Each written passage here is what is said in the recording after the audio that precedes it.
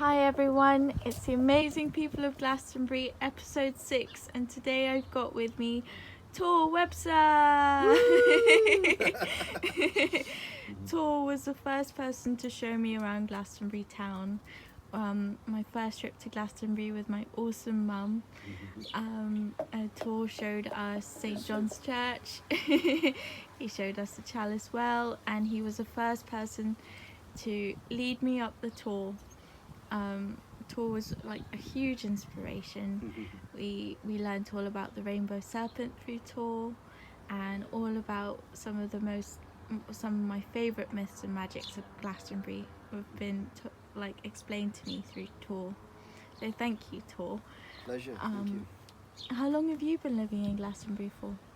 Just over 20 years now.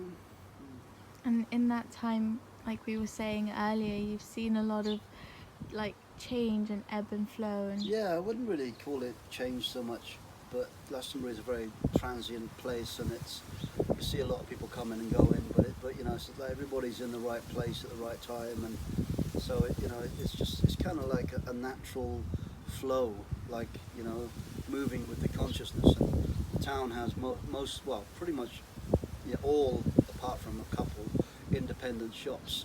So it's not like any other town or city that has all these cookie cutting kind of chain shops. So it's always alive, and it's always flowing and moving, and that's the great thing. It's also the heart chakra of the planet. So it's a lot of people say it's like the microcosm of the macrocosm of the planet. That lots that happen here happen kind of to ripple out to the world, and it's very interesting, but it's a very beautiful, conscious place.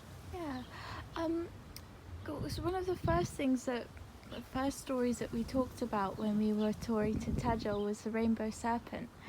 And we talked about how Glastonbury is special because it's not just the heart chakra, but it's also the third eye. Yeah. Do you still feel like that rings true? Because I know with pole shifts, sometimes the chakras sort of... Well, I think the pole shift is actually part of the rainbow serpent kind of movement. Heartbeat, yeah.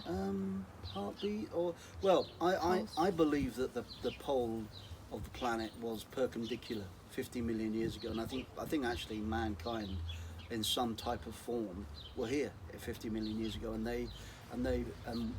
they were living in paradise kind of before the planet was hit with these meteorites 50 million years ago, and tipped the pole. Yeah. And actually the planet has been moving back to a straight pole again. Yeah, that's how I see it. And actually it's been massively escalating in the last even the last 20 years. Yeah. The speed of the pole kind of moving is kind of like really speeding up. So I think that's part of the consciousness, and I think the rainbow serpent will possibly become the new equator, and that's kind of where it is. So she's part of righting the planet, bringing us back to paradise, basically. Yeah. That's amazing. That's a beautiful way of looking at it. For anyone who doesn't know the story of the rainbow serpent, Tor's made a DVD of it, which is available on Tor's website, isn't it? If you go to rainbowserpentproject.com, but also it's available on Amazon Prime as well. Yeah. And in that video, Tor talks about how he made an energetic bridging. Tor, tell us about it, because you'll explain it better. I was kind of inspired by a vision whilst I was at Uluru in Australia to journey from the base to the crown and make a film about my journey, meeting different tribal elders, and just observing what's going on, because no one knows, but I think that there's a part of it, that this rainbow serpent is bringing a new kind of realign, or a new alignment to the planet that will help man align again to a more kind of peaceful, harmonious way of being. Yeah, and it's one of the universal truths. It's one of the lessons that I feel like Glastonbury as a mystery school teaches you. if you look at the rainbow serpent as an Ouroboros, Mm-hmm. just never-ending cycles of change and transformation. Yeah. But what would you say, like, if you look at Glastonbury as a mystery school, what have been your biggest insights in your 20 years here? Well, I see everything as an inward journey, really, and the journey is to understand love and understand peace inside yourself. Because if you can't understand it inside yourself, you're never gonna find it outside yourself. And to get into that place of love and peace and harmony, which you know, I think I don't think you really reach it, but it's the journey that's the exciting bit. You kind of reach it once you've finished and you return back to the realms of light, and you kind of go, that was what it was all about. But I think the journey of trying to rediscover in it, you know, is transformational, which can be difficult because you've got to get all underneath all of those layers of fear and frustration and anger and pain and hurt, and you know, all these imbalances that we now have had for you know, kind of post paradise, you know, but we remember paradise, but paradise is you know, it's like God said to Moses, you know, travel to the promised land. Yeah. But they thought the promised land was in the Palestine. Yeah. Or they didn't actually know it was there, but they decided that's where it was because probably they were tired by the time they got there. But actually the promised land was in your heart. The journey is to go into your heart, the hero's quest, the journey to the love vibration, to the inner self, the inner sense. You know, yeah. Innocence. I love that. That's beautiful. Get back to innocence. Yeah. Because it is all in your heart. Once you tune in, all the truths become so clear because you're coming from your center. Yeah.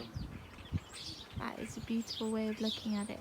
So Tor, you know all of the myths and stories of Glastonbury, and you know about all of the archetypes, but it's going to be a what's your favourite question, which I want to try and rephrase it. It's all right. It's always good for films. If you had to pinpoint a thing that you love most about all of the different sites in Glastonbury, what would you say they were? Do you feel like they all relate to different archetypes? Like, I know that Wariel Hill is strongly linked to Joseph of Arimathea, but would you say like the Tor is connected more to King Arthur and the Well, Morgana and that kind of thing? Would you associate the sites with archetypes? Probably. You can associate it with whatever feels right to you, and I think that's the greatest thing when you work with earth energies, because it is a personal kind of relationship, you know. Yeah. I never say to anyone, this is how it is. I say, this is how I see it, and try and inspire people to make up their own decision and visualize it in their own way, you know. But yeah, you could say that, you know. I do love the Tor. And you know, there is this vortex of energy that draws down. You know, it's a polar place. You know, and that could be seen as the Excalibur's sword in the stone. You know, that kind of like the, you know, bringing the consciousness down into the matter, from light to matter in that kind of alchemical way. You know, could be that King Arthur kind of connection. But all those King Arthur archetypes, the sword and the Grail and the, you know, Merlin's staff, they're ancient tools, objects, and you know, it could be archetypes as well. You know? And of course there are many Arthurs and there are many Merlins, and there's as many as there are people telling them, you know, and I have actually quite a kind of brewing inside me, quite a radical idea that there's a connection to actually Arta, which is actually a Celtic bear goddess. wow. Arta, yeah, and I think there's a connection to the bear. Yeah, the big bear, Ursa exactly, Major. Ursa Major and Ursa Minor, which is also connected to the archetype of Thor as well, because Ursa Minor is the hammer that spins around the North Star on Thor's hammer, and Ursa Major is his chariot. So it's like, it's like the hero is traveling on the back of a bear. Yeah. It's not really a chariot; it's a bear, you know. Yeah. So yeah, it's kind of there's something really in there, and I think that Arta related to Bridget and related to the order of Bridget in Ireland, and I think that King Offa of Angel came from Angel, which was actually the middle part of Denmark, after the Roman Empire left Britain and helped bring peace and harmony back to the people by connecting them with the Celtic Christian culture from Ireland, bringing women connected to Bridget or Arta, or the Brigitas of Arta, come over here and set that in stone and invite the Druids over from Wales to sit in Glastonbury and unite. They're creating the Arta Pendragon, which is the Druids. So that's like the dragon is like the masculine, and Arta is the feminine bear, the mother bear, the tender strength, and then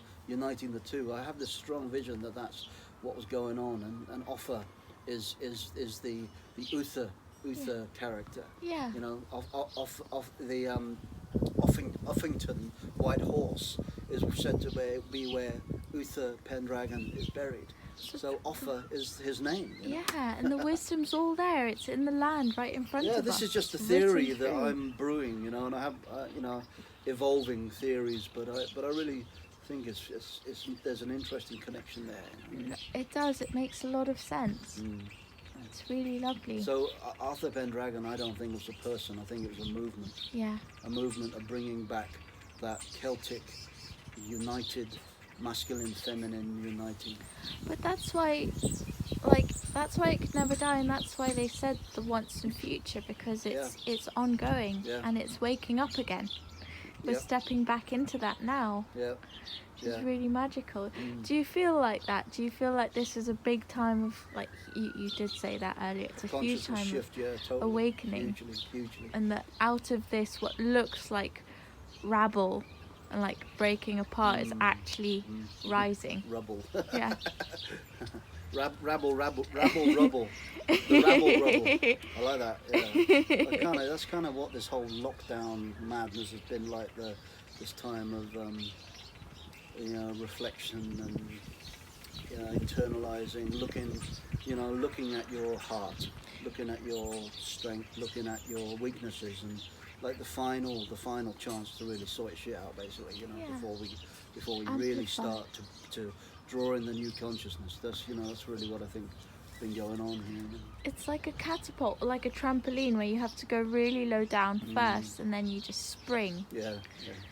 Has to get worse before it gets better. So Tor, last question. If you could convey a message on behalf of all of Glastonbury, from the heart chakra of the world, from the heart of Babylon to the rest of the world, to everyone watching, what would the message be? Love. Be love. Share love. Dwell in love. And dwell in your centre. That's just what we were saying, innocence. Whatever it means to you. I think you'll be surprised. Listen, thank you so much, Tor. You always say the most profound things in like the most simple, straightforward way. It's got to keep it simple. Blessings. Thank you very much, Ria. Lovely. Thanks. Lovely to talk to you as always. Thank you. And look, those bum bums. Yeah, look, sweetie. Playing ball.